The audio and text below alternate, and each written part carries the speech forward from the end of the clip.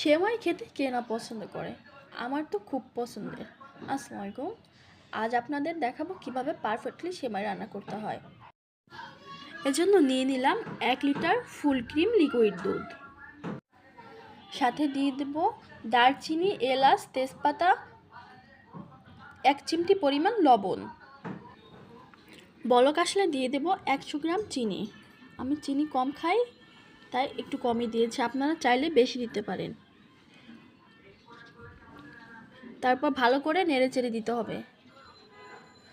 দুধটা যেন নিচে লেগে না যায় সেদিকে লক্ষ্য রাখতে হবে। অপেক্ষা করব দুধে বলক আসা পর্যন্ত।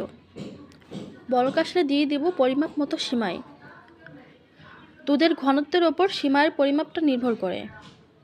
আমি এখানে 1 প্যাকেটে 3 ভাগের 1 ভাগ ব্যবহার করেছি।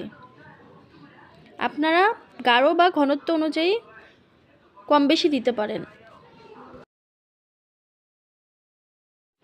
দুধ ও সেমাই নেড়েচেড়ে মিশিয়ে দিব।